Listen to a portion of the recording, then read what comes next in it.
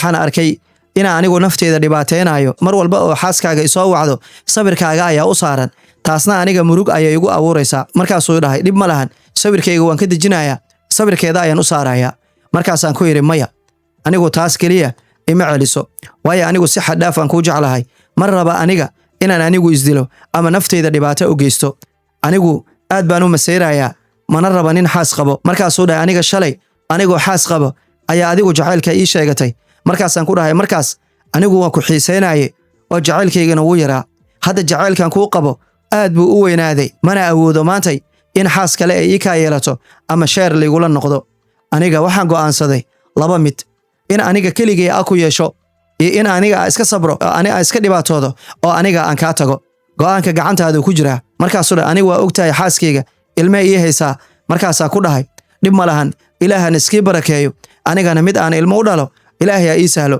laakiin naftayda ma awoodo in adiga la ii kaa qaybsado ee waxay awoodaa inaa adigu kaa sabro telefoonkana waa ku damiyey marka wuu isoo wacaa ugu dambayntii wuxuu ii soo qoray qoraal wuxuu igu dhahay waxaa adiga jeceshahay aan suubinayaa waan ku baryayaa telefoonka qabo markaasaa inaan telefoon ka qabtay qofiis oysiinayana iska dhigay ayri aniga inaan kaa quusto ee inaan keligay ku yeesho ayuu go'aankayga yahay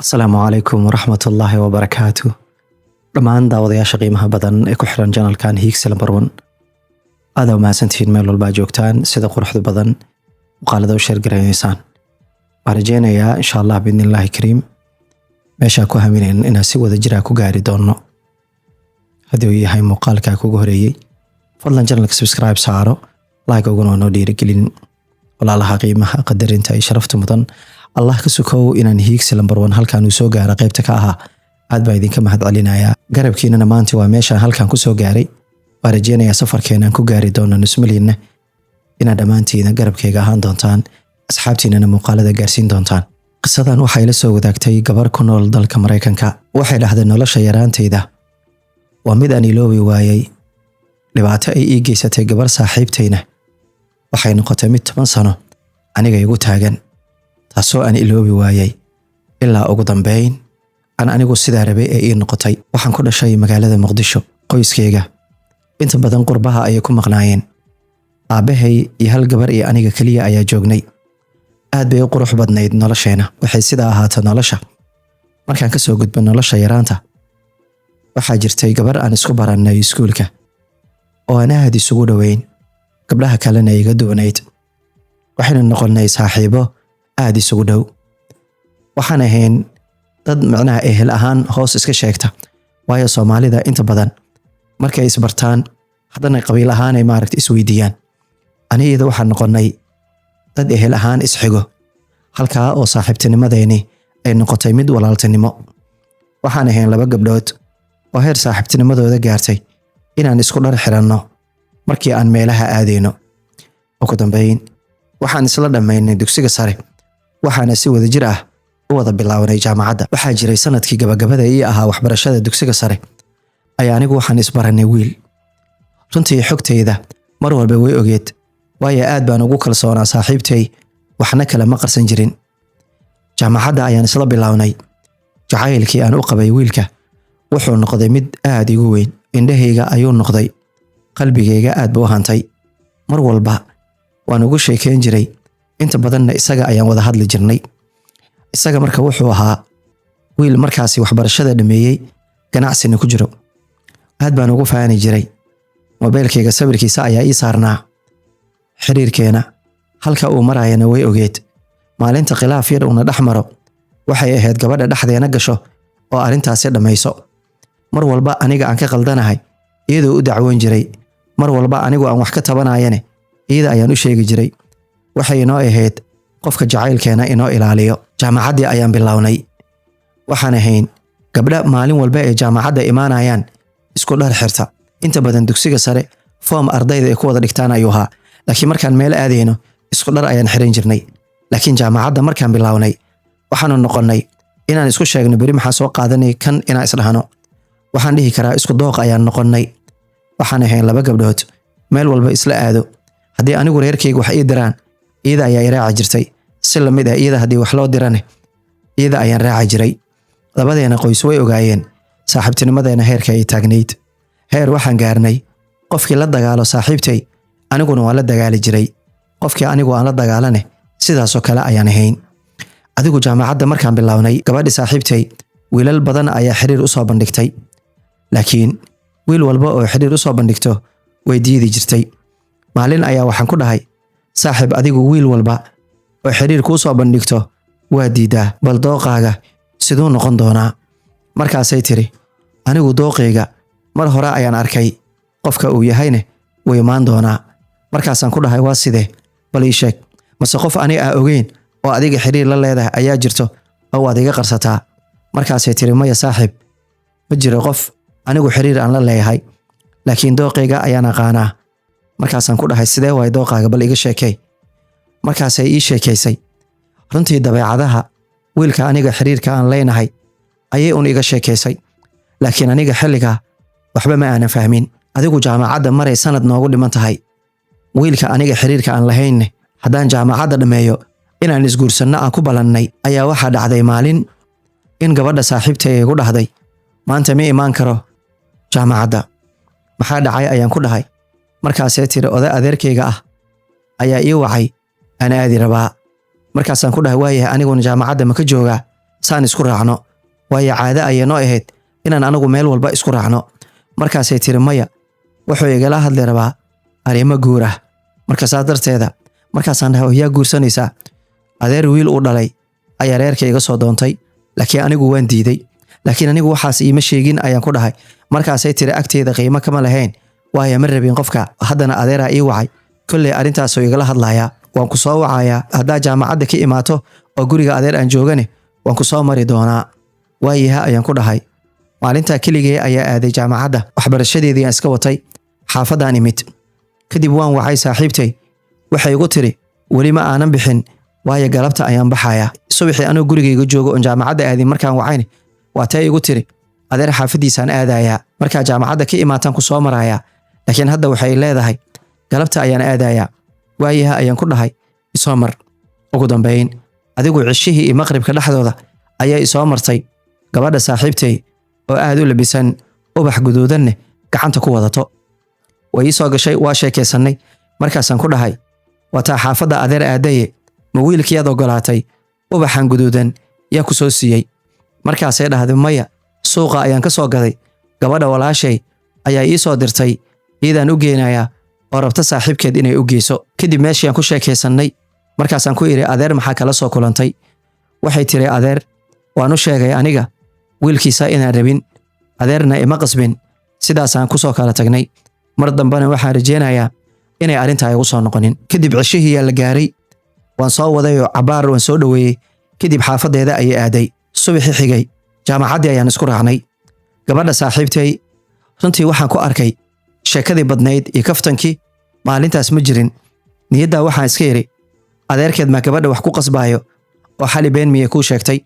Markaan soo baxnay ayaan ku dhahay, wejigaaga farxad kama arkaayey, maxaa dhacay? Adeer miyaa ku qasbaayo? Maya tiri, laakiin saakii xanuun yar ayaan dareemayaa. Kadib waa soo baxnay, xaafaddeedii aaday, aniguna gurigaan iska aaday. Galabkii casirka ayaa waxay soo wacay wiilkii aniga xiriirka aan lahayn. Wuxuu igu dhahay, caawa maqribka ayaan kuu imaanayaa, arrin muhiima ayaan kaa leeyahay. Waayaha ayaan ku iri. Kadib maqribka markuu soo tukaday ayuu ii yimid. Waxaan cabaar sheekaysannaba. Wuxuu igu dhahay, arrinaan rabaa inaan kuu sheego. Haye waayahay ii sheeg ayaan ku iri. Haddana cabaar kadib wuxuu igu dhahay, mar kale ayaan kuu sheegayaa. Haddaan wejigiisa fiiriyey ilama wanaagsanayn. Markaasaan ku iri, wax dhib ah miyaa jiro? Mayuu dhahay, dhib ma jiro, laakiin mar kale ayaan kuu sheegayaa. Markaasaan ku iri, wax farxad leh miyaa? Waayo anigu mar walba farxad ayaan niyeysanayay, waayo haddii jaamacadda aan dhameeyo waxaan ku balannay guur. Kadib habeenka cabaaraan meesha ku sheekaysannay, laakiin farxaddii iyo baashaalkii aan ku bartay habeenkaa muusan lahayn. Marka waxaan is iri, dhib ayaa haysto, inuu wax kuu sheego way ku culus tahay, laakiin mar ayuu kuu sheegi doonaa. Kadib jaamacaddeedaan iska watay. Wuxuu waqtiga sidaa ku socdo, maalin maalmaha ka mid ah anagoo jaamacadda ka soo baxnay oo meel jirjiin jaamacadda ku dhex taala fadhinno. Kadib waxaa soo dhacay telefoonka saaxiibtay oo boorsadeeda kor saarnaa. Haddaan telefoonka soo qaaday, jacaylkeygii ayaa soo wacayo. Waa caadi wuu soo wici jiray, waayo mar walbaan isdagaalno iyadaana dhexdhexaadin jirtay. telefoonkii ayaan qabtay marka wuxuu igu dhahay macaan jaamacadda ma ka soo baxday ereygaas aad buu iga nixiyey anigoona wax jawaab ah dhiibin ayaan telefoonkii damiyey markii buu ku soo celiyey telefoonka laakiin anigu boorsadiisa ayaan kor saaray gabadha saaxiibtay gabar kale ayaa la sheekaysanayso marka laakiin isku meel ayaan joognaa waxaan sugaa marka in telefoonkaas ay aragto ee qabato ugu dambeyn telefoonkii ayay aragtay telefoonkii ay qabatay sidee tahay ma fiican tahay isaga wuxuu dhahay ma maqlaayay markaasay tiri fasalka waan ka soo baxnay laakiin jaamacadda dhexdeeda ayaan joognaa waa inay la joogtaa saaxiibtaa wejigeeda marka waxaan ka aqrisanayaa inay wax jiraan maalintaa waxay ahayd maalin anigu aan aad u murgay laakiin wax walba waqtigooda ayaan sugayay waayo saaxiibteeda ma rabin inaan dembi ka galo dembi ay lahaynne aan dusha ka saaro markii waan soo baxay xaafadayda ayaan imid maalintaa su'aalo badan ayaan isweydiinayay intaa telefoonkayga sooma wicin marka xaafadaan tagay duhurkii waan iska qadeeyey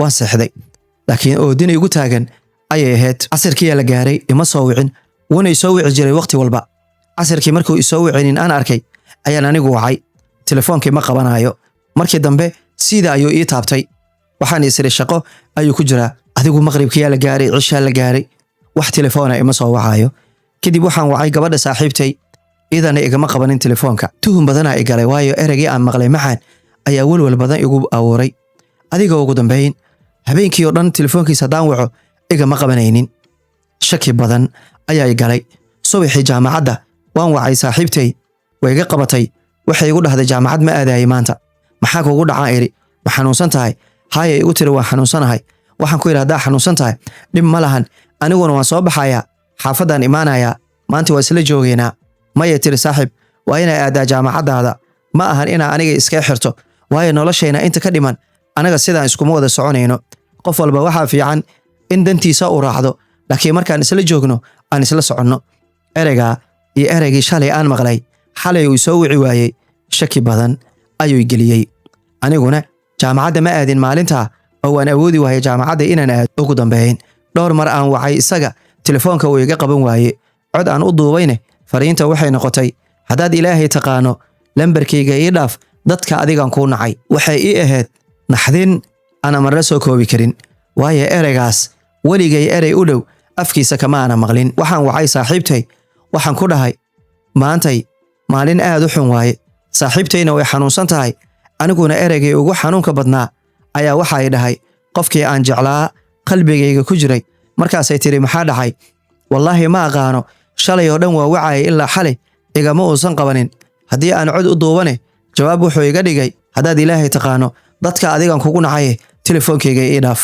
markaasay tiri ma dhici karto anigaa la hadlaayo laakiin saaxiibtay iguma soo noqonin ugu dambeyn anigaa wacay saaxiibtay laakiin waa ka xumahay saaxiibtay anigu baloog ayay saartay haddii lambarka caadiga aan ka wacayne baloog ayay saartay isagane aad baan u naxay waayo waa dareemay inuu wax jiro waayo ereygay macaan ayaa xaqiiq ah wax walbana way isbedeleen kadib markaa arkay saaxiibtay inay baloog saartay isagana uu telefoon iga qabanaynin wax iska cad ayay ahayd waayo ereygii macaan meeluu ii yaalaa gabar walaashay ahayd oo iga yareyd ayaan ku yidhi adigu saaxiib ma leedahay gabar saaxiib ma leedahay haa ayay igu dhahday waxaan ku yidhi saaxiibtaa adigu sirtaada ma u sheegataa anigu dabaal miyaan ahay tiri soo ma ogid saaxiib inayna gelin dumar oo maalintaa isdagaashaan wax walba sir ay kaa hayso bannaanka ay keenayso anigu gabdho badan waa aqaanaa laakiin gabar aan aqaano weligay sirteeda uma sheegin hadduu madaxay xanuuno xataa madaxay xanuuna ma dhaho oo waan ka qarsadaa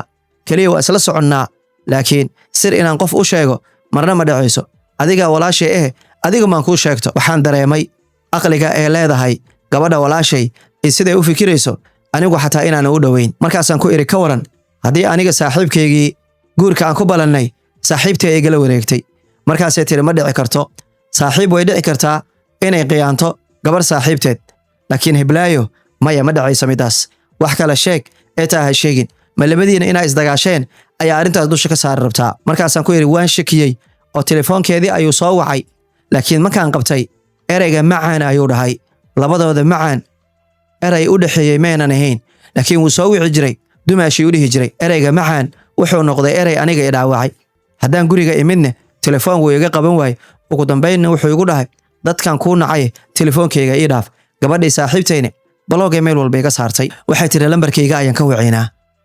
Lambarka gabadha walaashay ayaan ka wacay eena garanaynin. Markiiba way qabatay. Markaasay ku tiri maxaa saaxiibta balooga u saartay. Way ku damisay telefoonka. Markiina telefoonka balooga ayay saartay. Waxay igu tiri walaal way ku qiyaaneen labadooda. Shaki kuma jiro. Anigu wixii xilliga ka dambeeyay waxaan go'aansaday xanuun walba ha igu ahaato inaanan isaga wicin iyadana aan raadinin. Jaamacadayda ayaan subaxii dambe aaday. Waatana iyada jaamacadii ayay imaatay. Ilamay hadlin aniguna lama hadlin. Gabdha kale oo na yaqaanay ayaa waxay dhaheen maxaa dhacay labadiina mis dagaasheen labadii mataano oo maanta kala dhar ah oo aan isla soconin waxba jiree waxa jira ma ii sheegtaan. Anigu marka waxaan yiri waxba ma jiraan ee sidaan ayaan jeclaanay laakiin wax jira ma lahan. Qaraacan wuxuu ii bilowday markaan albaabka jaamacadda ka soo baxay. Gaarigiisa ayaa taagan meesha iyaduna sugaya. Waa naxay dhankiisa ayaan aaday. Laakiin muraayada awal dhanka ay ka soo gali lahayd oo igu aadana aniga way u furnayd. Markaan dhankiisa inaan soo aaday u arkay wuxuu dalacday muraayada. Waan wareegtay dhankiisa ayaan tagay. Muraayada ayaan u garaacay. Laakiin baawurana lagu jirin oo kale iska dhigay oo waa uu dhageystay. Ugu dambeyn siday u soo socotay albaabkii ay iska furtay way gashay anigoo taagan ay labadoodba iga dhaqaaqeen. Maalinta waxaan dhihi karaa noloshayda maalintii ugu xumayd abid ee isoo martay ay ahayd. Waa xanuun aad u weyn. Laba qof aan marna ka maleysanaynin waxaasina igu suubinayaan ayaa hal goob hal mar igu wada suubiyeen. Waan soo baxay xaafadan imid. Wax waan cuni waayay madaxa aad ii xanuunayay. Kaniini madaxan qaatay waa iska seexday. Adiga casirkii aan soo kacay. Wallahi ya ku dhaartay hadaa istaago dhulka uu ila wareerayaa. Gabadhi walaashay waan u sheegay waxaan ku dhahay maanta saas ay qabsatay jaamacadda ayuu ka soo doonay wayna israaceen. Adigoo arkaya markaasaan ku dhaabay anoo arkaya wali jaamacadda ana ka soo horbaxay. Waa arkay gaarigiisa daaqada dhanka jaamacadda soo xigto muraayada way degsaneed. Waa arkay markaa dhankiisa inaan aadahay u arkay ayuu muraayada dalcay. Dhankiisa markaan u wareegayne aan u garaacay uu iga furi waayay uuna ila hadli waayay. Ugu dambeyn iidaa gashay anigoo meesha taagan ayay abbaaya dhaqaaqeen. Walaashay waxay igu dhahday abbaaya naag ma la aamino. Haddiiba saaxiibtaadii aan ogeyn maantii wiilka adiga jecleed ee iyada la wareegtay waa arrin aad u xanuun badan. Anigu marka waxaan go'aansaday subaxii jaamacadda haddaan aado inaan horteeda istaago su'aal weydiiyo. Habeenkii hurdo way iga imaan weysay. Habeenkii aad u dheeraa waxaan sugi la'aa inay quraxda soo baxdo oo aan jaamacadda aado. Habeenkii anigoo indhahayga isaarin ayuu waaga bariyay. Kadib waa cadaystay koob shaahan soo cabay. Waa soo baxay oo jaamacaddan soo aaday. Aniga ka soo hormaray marka waan sugay way imaatay. Markay imaataan waxaan ku yiri waxaan rabaa inaan kula hadlo. Waxay tiri laakiin aniga hadalkaaga uma baahni. Waxaan ku yiri qasab ayaa igula hadlaysaa waa inay ila hadashaa. Haddii kale dhammaan dadka jaamacadda joogo maanta labadeena ayaan iska feesteynayaan. Haddii ebel saaxiibtinimadeena ay arki jireen maanta dagaalkeena ay arkayaan. Marka iyada dhanka dagaal markii la dhaho fulay ayay ahayd oo qof dagaal jecel ma ahayn. Markaasay tiri maxaa iga rabtaa. Markaasaa waxaan ku yiri inaan wada hadalno ayaa noo muhiimsan. Markaasay tiri maxaa iga rabtaa. Markaasaan ku yiri gabar walaashay oo saaxiibtay ahayd adigoo og wiilka inaan isguursanayno oo labadeena khilaaf yar haduuna dhaxmaro qofkii labadeena noo dhaxeeyay aad ahayd waxa kuugu kalifay inaa adiga la wareegto maxay tahay. Markaasay waxay igu dhahday su'aasha inaan aniga i weydiiso ma ahayn isaga weydii waayo qofka ii yimid waa isaga anigu qofna ma aadin. Haddana jaamacadayda aan ka galo waa u baneeyay wadada. Kadib way baxday jaamacadayda gashay. Waxaan go'aansaday su'aal dambe inaan cidna weydiinin sida aan ku sabro. Xanuunkii way igu batay. Mar walba aan jaamacadda imaado inay igu xumeynayaan oo kale.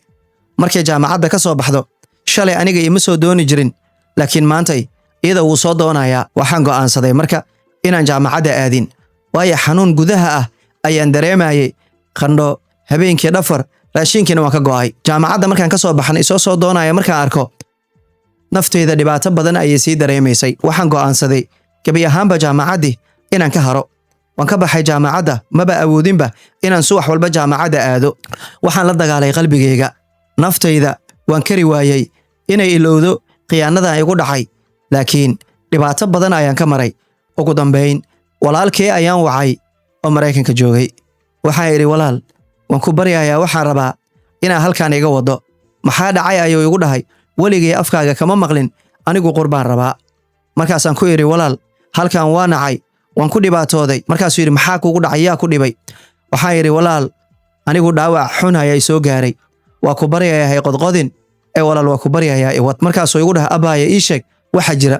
Walaalkay waan u sheegay wax walba waayo awalba walaalkay waan baray wiilkaanna isguursanayno dhammaan reerkayga way ogaayeen gabadha saaxiibtayna reerka dhan way yaqaaneen heer waxaan gaaray walaalkay markuu imaanayo saaxiibtay hadiyadu u soo qaado waxaan yidhi wiilkii aan wada soconnay iyo gabadhii saaxiibtay labadoodii ayaa isdoortay aniguna bannaan cidla ayay keeneen markaasuu dhahay ma dhici karto wallaahi yaa ku dhahay markaasuu horaa loo yidhi naag saaxiib ma gasho abbaaya dhib ma lahan sidaa aad jeceshahay ayaan kuu yeelayaa walaalkay marka inuu i wada ma rabo wuu imaaweeliyaa bishaanan ku kaxaynaa kanaan ku yeelaa ugu dambayn waxaan go'aansaday reerka ayuu ogeen anigu inaan baxo hawreer oo Nairobi joogto horta inaan u tago sidaasaan ku baxay oo Nairobi aan ku tagay kadib walaalkay waxaan ku yidhi anigu Nairobi imaaday laba mid walaalkay haddaad ii dacwoon weysay waan bixi doonaa tahriib ayaan aadayaa wax walba gacanta way ka baxeen haddaan Nairobi aniga joogo ugu dambayn wuxuu igu dhahay 2 bilood kadib ayaan kuu dacwoon doonaa halkaaga joog ma bixi kartid waayaha ayaan yidhi ugu dambayn walaalkay wuu yimid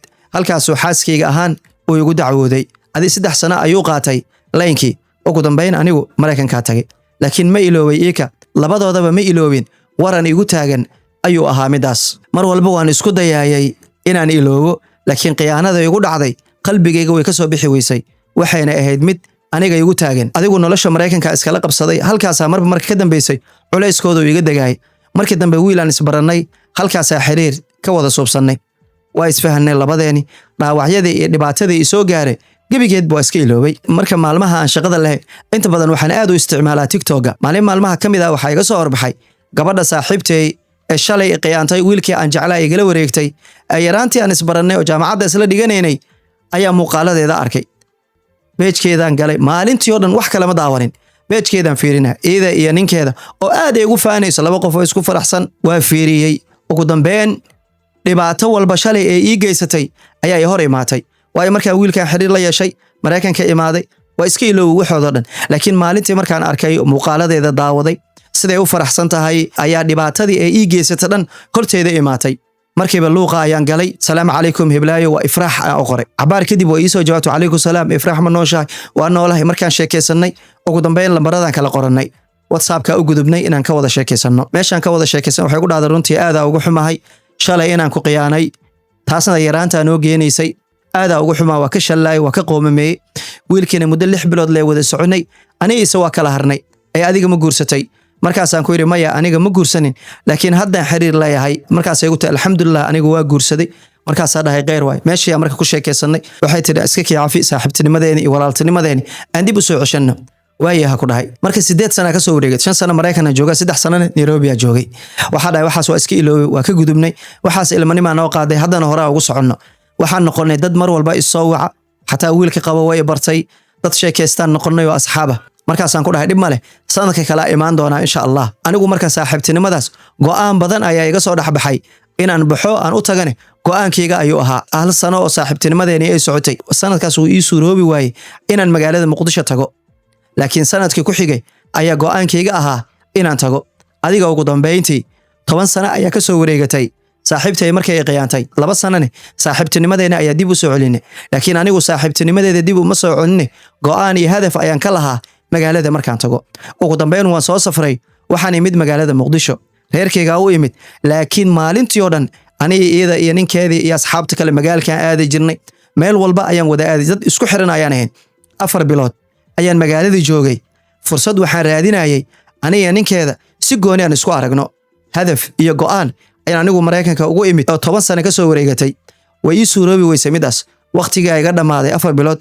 ugu dambeyn subaxa aan baxay ayaa la gaaray adigu waxay soo wacday habeenkii waxay igu dhahday saaxiib waa ka xumahay anigu waa caajisanahay xilligaygan ku jira kuma raaci karo laakiin booskayga odaygaygan buuxinayo isagaana ku soo dira gaarigan isaa ku keenayo farxaday ii ahayd waayo waxaan sugaayay ayay ahaydba haday 4 bilood aan joogay hal fursad aan waayay fursadii igu muhiimsaneed maalinta aan baxayaan helayo alxamdulillah habeenkii farxad ayaan la seexday waaga ayaa bariyay way soo wacday hadduu soo baxay igu dhahday ugu dambeyntii uu soo baxay wuu ii yimid way soo raacnay waxaan ku dhahay runtii 4 bilood aan joogay fursadan labadeena wali isku maanan helin runtii adigu waxa tahay nin aad u wanaagsan marka laga arkay social media waxaad ka qurux badan tahay kana wanaagsan tahay qofka runku u yaqaano 4 bilood ayaan maalin walba is arkaynay runtii qof wanaagsan tahay ragga Soomaalidane adigoo kale haday ahaan lahaayeen runtii waxaan u maleynayaa gabar ciilooto inaana la arki lahayn. Waxaad isku darsatay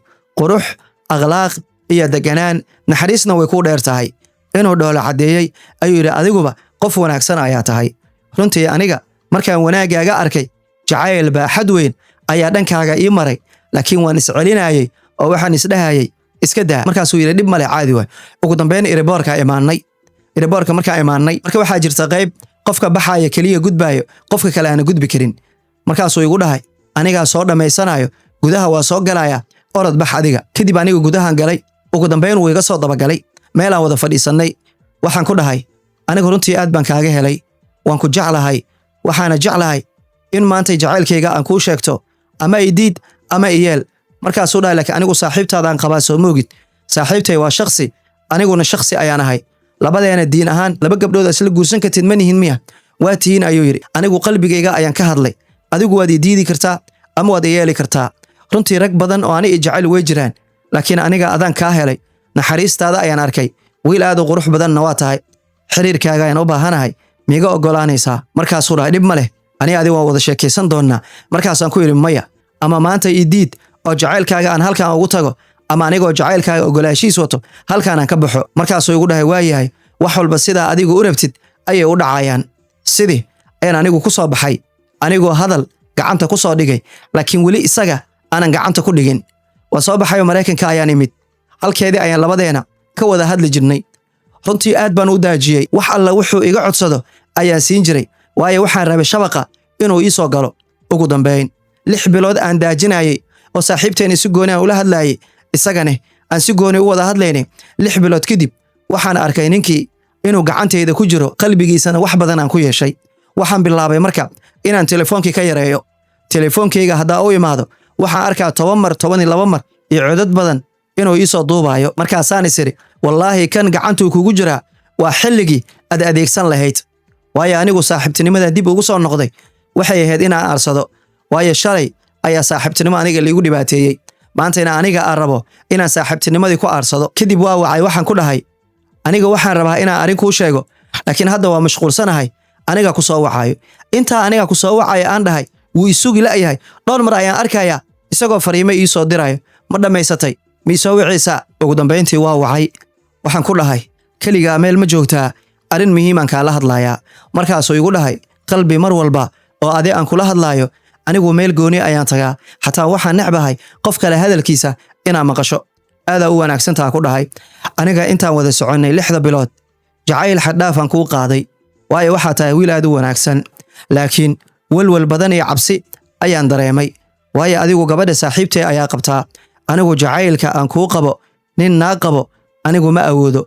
Waayo waxaan arkay inaan anigu nafteeda dhibaateynayo. Mar walba oo xaaskaaga isoo wacdo sawirkaaga ayaa u saaran, taasna aniga murug ayay igu abuuraysaa. Markaasuu dhahay dhib ma lahan, sawirkayga waan ka dejinayaa, sawirkeeda ayaan u saarayaa.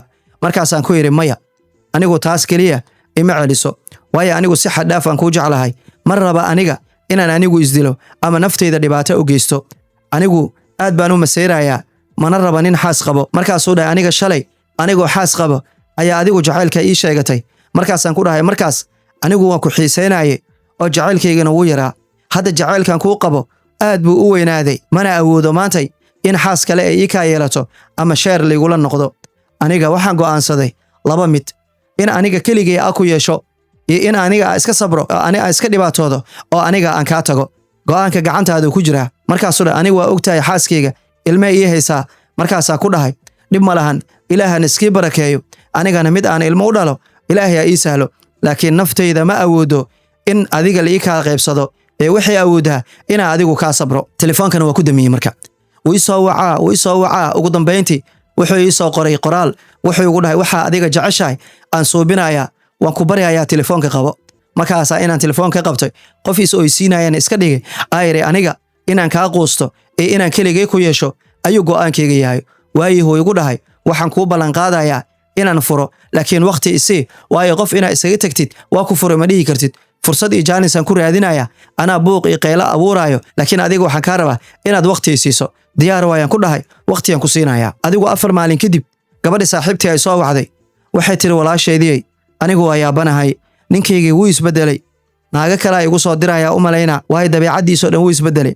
Awal meel walba uu aado habeenkii gurigiisu soo seexan jiray hadda ma imaanayo waqtigu imaada qayle iyo buuq waan baqaaya abaayo markaasaa dhahay waxba ha baqin idinka ilmaha isku dhasheen kalama tagi kartiin shalay ani iyo wiilkaas jecleen markaa adigana kala geynaysay ee adiga la wareegaysay anagu dad isqaba ma ahayn laakiin idinka maanta dad isqabaatiin oo ubad u dhex yaalo marka ma dhici karto isdaji adiga dhankaaga iyo shaydaanka ka imaanin markaasay tiri ma yaabaayo aniga wallaahi waa jeclahay indhahayga ayaan ka jeclahay wax walba ayaan ugu sabraa haddii xataa gabar aan ku arko wallaahi ma maseero intaa waxaan diidayaa in qalbigiisa aan dhaawaco waan ilaalsadaa si xadhaafna aan u jeclahay markaasaa niyadda waxaan ka iri aniguba shalay waan jeclaa indhahaygu ahaa adigu nin kalaaba xiriir la soo suubisay laakiin aniga kaa igala wareegtay ninkii igu horeeyey ee jacayl bara ayuu ahaa markaasaa niyadda waxaan iska iri wax badan waan kuu ilmeeyey laakiin haddaad ilmayn doontaa kadib waxaan dareemay broseskayga inuu si fiican u socdo adigu maalinba maalinta ka dambayso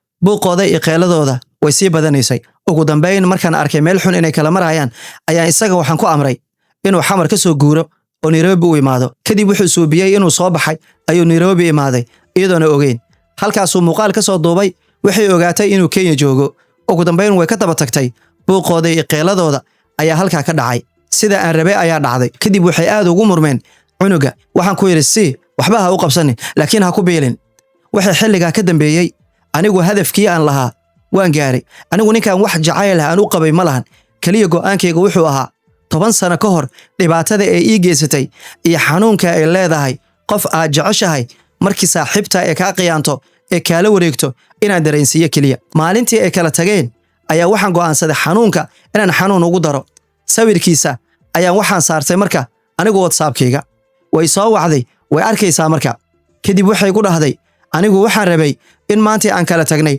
inaan kuu sheego adiguna sawirkiisa miyaa saaranaysaa haayaan ku dhahay sawirkiisa ayaan saaranayaa waayo isaga waa aniga noloshayda waa jacaylkayga waana farxaddayda markaasay tiri ani saaxiibtaa miihiyo ninkii aniga i furay miyaa adiga markaasaan ku dhahay xasuuso Soomaalidu waxay dhahaan yeelaa wuu hilmaamaa laakiin la yeela ma hilmaamo 10 sano ka hor anigoo gabar yar ah ardayad ah ee noloshayda hami iyo rajo leh aan isdhahayo sanadkan hadda jaamacadda dhamayso qofkii aad jeclayd ayaa ku guursanayo ayaa waxaasoo dhan iga baabi'isay wali adigoo og heerka aan jeclaa oo markuu wax yar iga xanaaqo agtaadaan ku ilmeyn jiray ma ilowday taas maantayna tii ayaad maraysaa markaasay tiri adiga shalay xiriir kaliya la heedeen maanta ninkii igu ahaa oo ilma ayaana dhex yaale waxba igama galinaan ku dhahay qalbi waa qalbi qalbigayga dhaawacday kaaga inaan dhaawaco qasab ayuu igu yahay wali waxaan ugu daray kan maanta adiga aan kaa soo leexiyey anigu wax jacayl ah uma qabo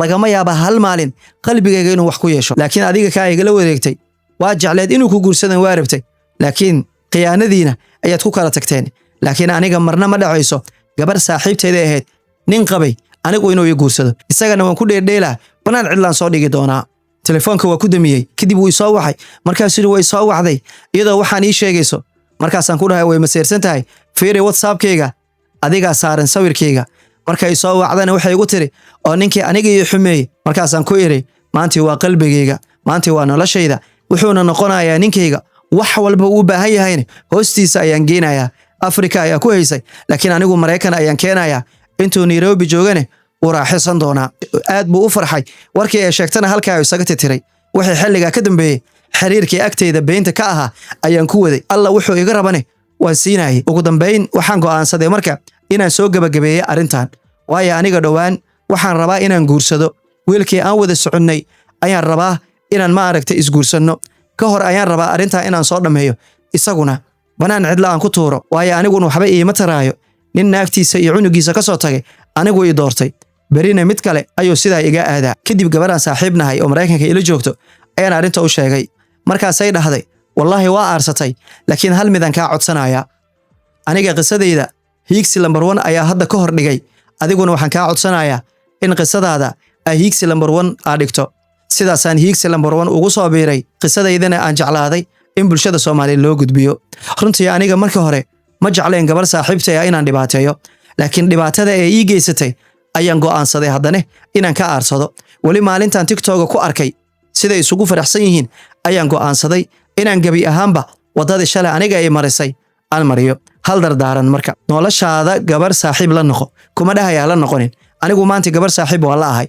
laakiin sirahaaga iyo noloshaada weliga ha u sheegin gabar aa saaxiibtiin anigu gabdho badan maanta waa aqaana laakiin saaxiibtinimo bannaankana wiilkan la socdo inaan baro iyo inay isdhex galno weliga taama dhiciso maalinta aroosa inaan u sheego waan aroos raba aan dhahome gabarna gurigeyga ma imaanayso anigana gabar gurigeeda ma aadan laakiin bannaanka inaan iskula hadalno way dhici kartaa gabar walba waxaan kala dadaarmayaa anigu daacada ahaa saaxiibtinimada igu weyneyd wax walba ayaan u sheegi jiray war hooyaday hadday igu qeeliso waan la wadaagi jiray iska daa wiilka xiriirka naga dhexeeyo iyadaana dhexdhexaadin jirtaba ugu dambayn iyada ayaa bilowday xanuunka 10 sano ayaa ka soo wareegatay ugu dambayn waan ka aarsaday hal ka mid ah idin sheega anigu inaan ka aarsaday qalad iyo sax midkay tahayba anigu waan qaatay laakiin hal dardaaranaa rabaa gabdhaha Soomaaliyeed inaan u sheego weliga iyo allaha wiilka aad jeceshahay ama ninka ku qabo ha barin gabadha saaxiibtiin ha barin haddaa gooyn kartid gabdhaha iska gooy anigu maalinta aan guursado gabi ahaanba saaxiib halkaasaan ku tirtirayaa gurigeyga iyo mustaqbalkeyga iyo noloshayda ayaan wadanayaa midaas ayaan igula dardaarmayaa weligiina iska ilaaliya gabar saaxiib ah runtii waa qiso saaxiibtinimo ku bilaabatay laakiin ugu dambeyn cadownimo in la kala aarsado hore Soomaalida waxay u dhaheen qofka dhibaatada geysta wuu iloobaa laakiin qofka loo geysto marna ma hilmaamo 10 sano kadib ay TikTok ka aragtay ugu dambeynna waxay go'aansatay inay ka aarsato wayna kala goysay runtii waa arin marka la fiiriyo aad u xanuun badan in gabadha saaxiibteed ay dhibaatayso waa arin aad u xun gabadhan kalena runtii markii gabadhaani ay aragtay gurigeeda inay ilmo joogaan ma ahayn inay ku dayato in Ilaahay dartiisa isaga dhaafto maanta Mareykan ay ku nooshahay wiilay xiriir la leedahay aqli xumadeeda ay saa u yeeshay ma qurux badnayn inay ka aarsato inay iska daysay ahayd kaliya ugu dambeyn laakiin way ka aarsatay way dhibaataysay gurigeedina way ka burburisay runtii gabadha waa gabar caana wiilka waa wiil caana labada isqabay ay gabadhan ay kala geysay iyadoo baasaboorkeeda Mareykanka iyo lacagteeda u adeegsanayso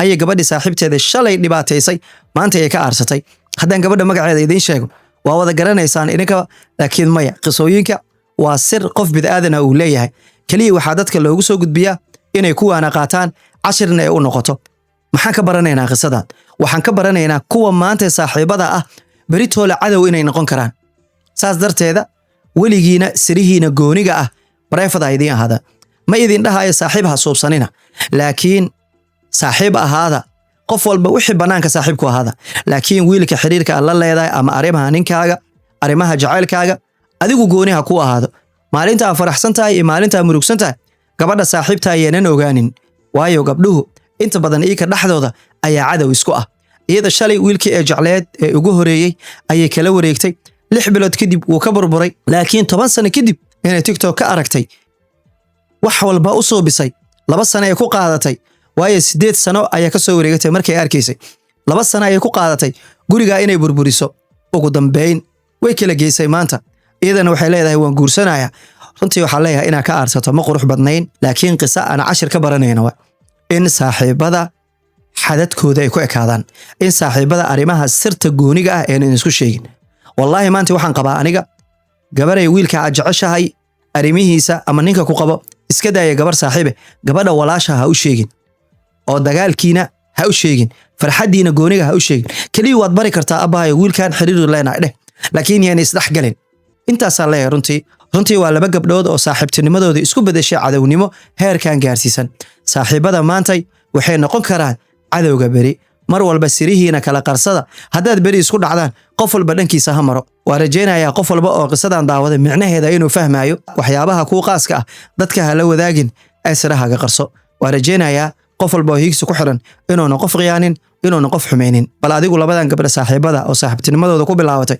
aakhirna sidaan ku kala tag barqaybta qoraalada igula wadaag fikrahan siday adigu kula tahay siday gabdhahan u wada dhaqmeen iyo xaaladooda maanta meeshuu maraayo hadduu yahay muuqaalka kugu horeeyay fadlan channelka subscribe saaro like-aaguna waa noo dhiirigelin walaalaha qiimaha qadarinta sharafta mudan Allah ka sukow maanta inaan ku haminno inaan milyan gaaran qaybta ka waa ku mahadsantihiin muuqaalka hala like gareeyo hala share gareeyo qaybta faalada ra'yigiina iyo taladiina ku dhiibta si qolada YouTube ay u arkaan channelkan muuqaalada la soo dhigay inay ku qanacsan yihiin team Higgs number 1 tusa si channelkeena meel weyn uu ku gaaro anagoo isku duuban waxaan leeyahay halka ay ka daawanaysaan waa YouTube-ka qisooyinka ay Higgs number 1 anigu waa Subar Carab mar walba waxa idin leeyahay ha guuleysta jacaylka halkani waa hooyga qisooyinka ay Higgs number 1 mar walba waxaan ku soo gudbiyaa qisooyin xaqiiqa kuwa muruga oo qalbigaaga taabanaya kuwa aad ku farxi doonto iyo kuwo aan ugu talagalnay bulshada inay ku cimri qaataan mar walba waxaan diyaar kula ahay inaan bulshada u soo gudbiyo qisada adigu kugu dhacday xanuunka badan ama farxadda badan ee qalbigaaga ka guuxayo